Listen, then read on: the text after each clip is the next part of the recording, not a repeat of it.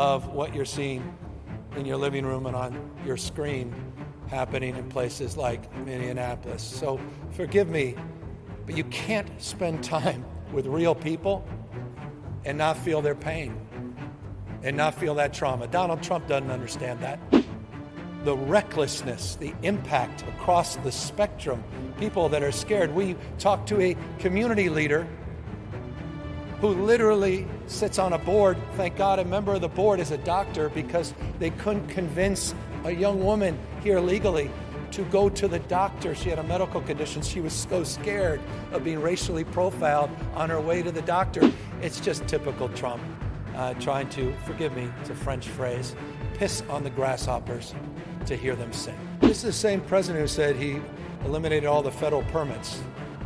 And you know better than anyone which ones they don't exist. He lied about that. He made it. We are waiting for the President of the United States to have the courtesy of simply submitting to Congress a $33.9 billion request for disaster aid. We're committed to working with this administration to go after dangerous criminals. That's not what this is about. We're committed to work with this administration to address legitimate public safety concerns. But that's not, again, what this is about.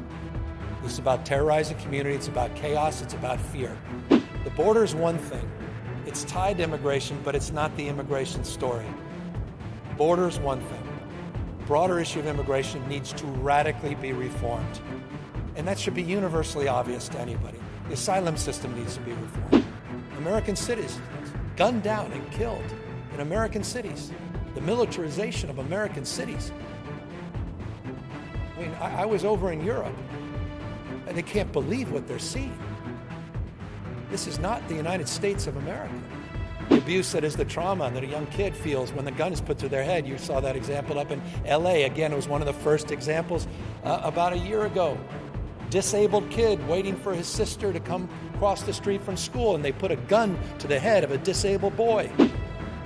We saw during the transition a gentleman by the name of Bovino, who was in parts of Central Valley, beginning the process to exercise his unique approach to lawlessness. It's been litigated. He lost in an earlier court decision. It's been showcased now across the United States. But he did that during the transition. We saw what happened here in San Diego.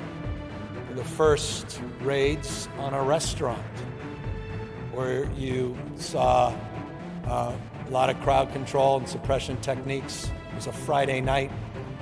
Restaurants that were raided here in LA. Of course, we saw the federalization of the National Guard, hundreds of millions of dollars wasted of taxpayer, hundreds of millions of dollars wasted of taxpayer money. We saw 700 active duty Marines that were not sent overseas, were sent to the second largest city in the United States, Los Angeles.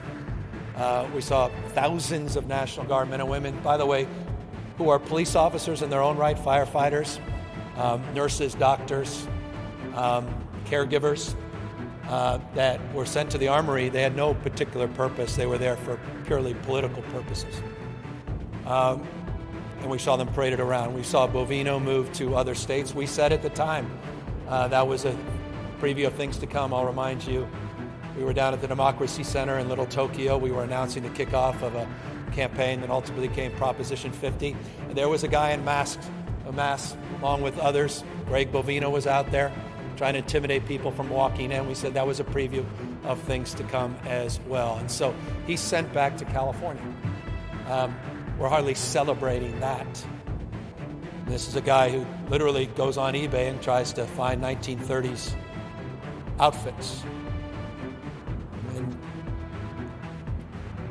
he's exposed himself, even to Donald Trump, who basically fired him and to send him back home because of his abuse and the lawlessness that he perpetuated and the gross incompetence to which he was doing his job. I'm shocked he still has his job, though I'm also shocked Kristi Noem still has her job, though she seems to have been pushed aside as well. Tom Homan, ironically now the adult in the room, has been sent to Minneapolis. But no, to your question, and forgive the long-windedness. I just wanted to contextualize it and remind people of where we've been here in California, because this is the origin story of Trump 2.0. They're still out there actively.